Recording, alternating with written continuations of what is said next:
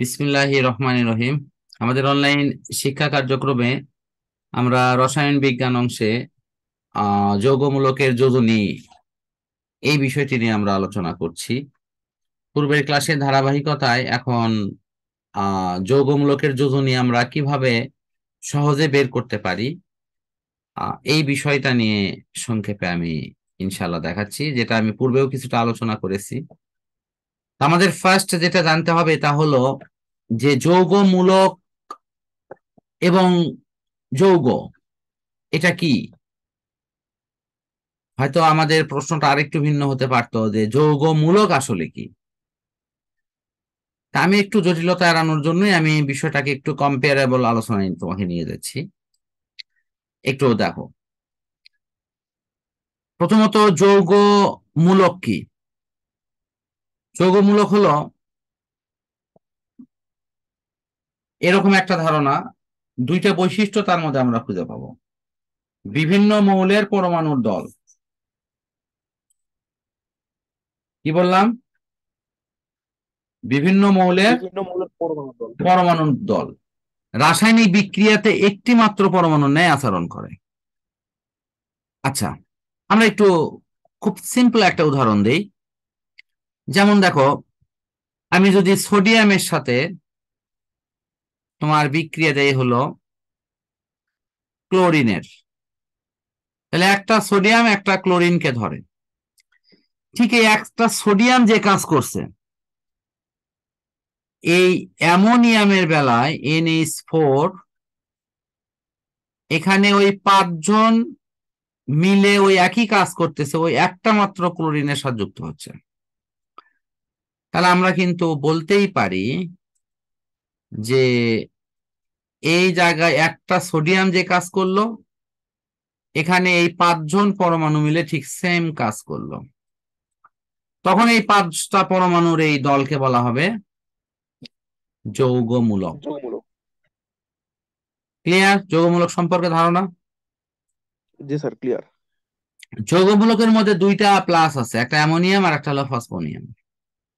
Ammonium হলো NH4 আর phosphonium হলো PH4। ঠিক আছে? এখন জি দেখো, স্যার। এই যে যারা ঋণাত্মক তাদের ক্ষেত্রে আমরা দুই একটা লিখি, যেমন ধরো সালফেট SO4, তারপরে হলো ফসফেট PO4, এরপর হলো তোমার কার্বনেট CO3, এরপরে হলো নাইট্রেট NO3।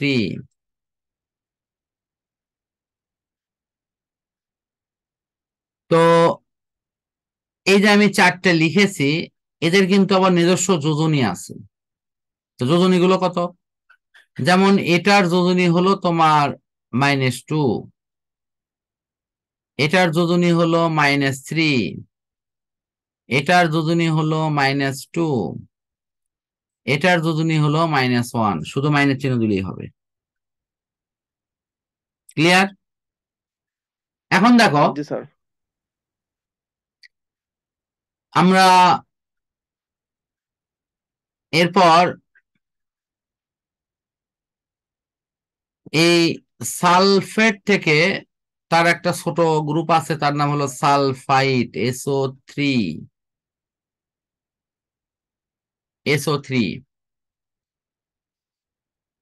এটার একটা ছোট অপশন আছে PO3।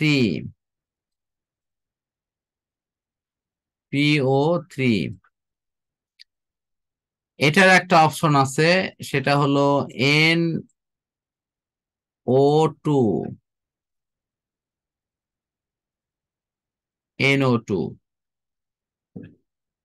তো এখন এটা হলো তোমার -2, এটা হলো -3, এটা হলো -1। এটা তোমাকে আমি যে রুলসটা গতদিন আলোচনা করেছিলাম সেটা একটু রিপিট করছি, যে এই যে সালফেট, আমরা একটু মনে মনে ভাবি যে এটা একটা যৌগের মতো, বা যৌগ না। তাহলে এই সালফারের এই সালফার এবং অক্সিজেন এই অংশটা মধ্যে, এই সালফার হলো প্লাস ভূমিকা, অক্সিজেনের ভূমিকা মাইনাস। তাহলে নামের শেষে এদের সবারই এট শব্দটা আছে, এবং এদের মেইন যে মৌল, এই মৌলের যোজনী পরিবর্তনশীল, অর্থাৎ সালফেট, সালফারের যোজনী 2, 4, 6। ফসফেট, এখানে ফসফরাসের যোজনী 3, 5। কার্বনেট, এখানে কার্বনের যোজনী 2, 4। নাইট্রেট, এখানে নাইট্রোজেনের যোজনী 3, 5।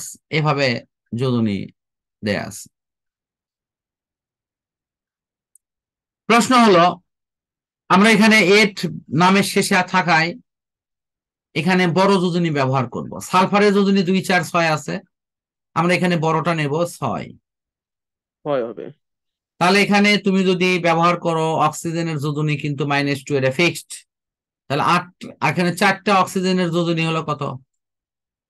-8। 8 তাহলে ফলাফল হলো -2। -2। এই কারণে সালফেটের যোজনী হলো 2 এবং এটা ঋণাত্মক ধর্মী। ক্লিয়ার বিষয়টা? জি স্যার, ক্লিয়ার।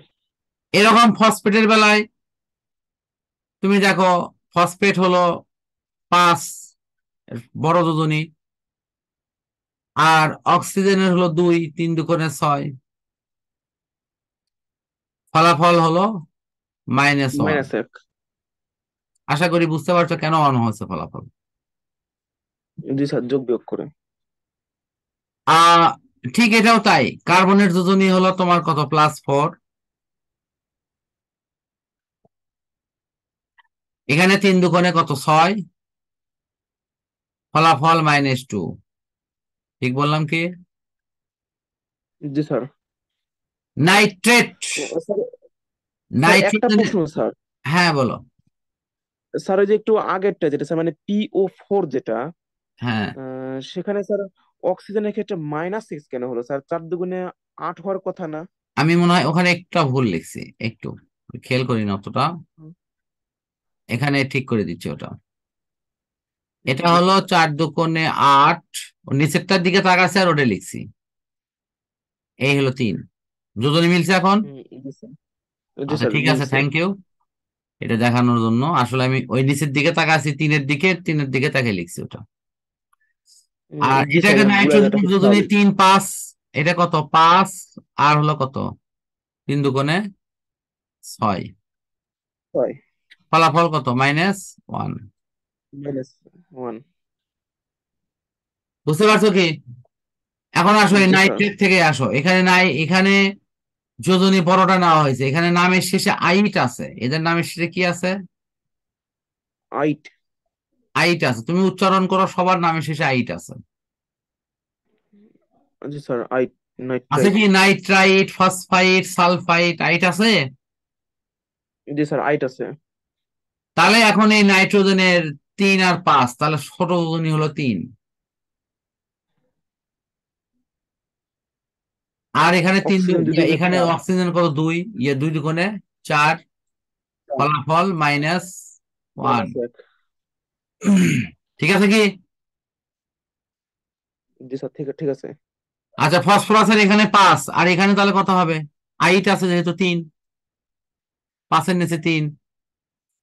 আর জি স্যার, এখানে 3 5 দুগুণে কত? 6। হয়। তাহলে এখানে হলো প্লাস, এখানে মাইনাস। ফলাফল কি? 3 মাইনাস। -3 না? -3। আর এখানে সালফাইট নামে সেটা আইট আছে, এখানে যোজনী, এখানে 6 ব্যবহার হচ্ছে, তাহলে এখানে 4 হবে। 4 ব্যবহৃত হবে। এখানে 3 দোকানে কত? 6 ফলাফল -2। -2। স্যার এখানে তো স্যার 2 ব্যবহৃত হবে না স্যার, মানে সালফারের কখনোই। আসলে 2-এর ব্যবহার খুবই কম, বিশেষ বিশেষ জায়গাতে আছে। আর যৌগমূলকের ক্ষেত্রে তুমি এটা এভাবে একটু মনে রাখো, এই নিয়মটা হলো পর্যবেক্ষণকৃত। তোমার আইট নামের শেষে এর থাকলে এটা হলো যোজনী বড়গুলো, আর আইট থাকলে ছোটগুলো।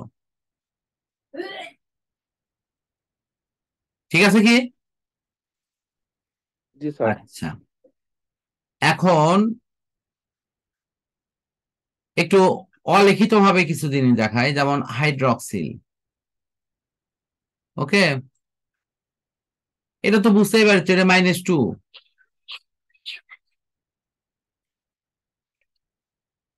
আর এটা কত, +1 না? ফলাফল কি জি স্যার, -1 না? +1। জি স্যার। আচ্ছা, এরপরে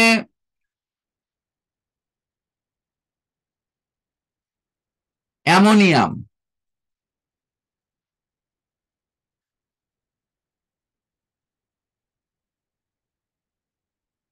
অ্যামোনিয়ামের ক্ষেত্রে যেটা আছে, আসলে এখানে হাইড্রোজেন প্লাস আর নাইট্রোজেনই মাইনাস, কিন্তু ওই যে বললাম ভূমিকা হিসেবে ভাবো। আমি যেহেতু বলছি এই নিয়মটা হলো পর্যবেক্ষণকৃত, ঠিক সেই কারণের জন্য আমরা এখানে ওই পর্যবেক্ষণের আলোকে আমি লিখব। নাইট্রোজেন হলো +5, নাইট্রোজেন কত, +5, আর হাইড্রোজেন হলো -4। ফলাফল হলো তোমার 1। ক্লিয়ার, বুঝছো? জি স্যার। ঠিক ওই যে তোমার ইয়ের বেলাও তাই হবে, PO4 মানে PH4 ফসফোনিয়ামের বেলায় একই সেম জিনিস হবে। তাহলে দেখো যৌগমূলক কিন্তু প্রায় সব হয়ে গেল। আর কোনো সমস্যা হবে? ইনশাল্লাহ স্যার, আর কোনো সমস্যা হবে না। আচ্ছা, তাহলে আমি এখন এই অংশটা ক্লোজ করে দিচ্ছি।